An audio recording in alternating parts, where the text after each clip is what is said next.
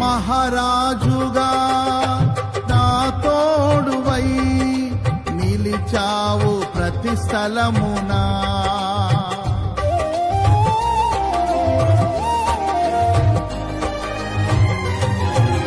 నా భారము నీవు మోయగా సులువాయే నా పయనము. నీ దయచేతనే కలిగిన క్షేమము ఎన్నడు నన్ను వీడదే.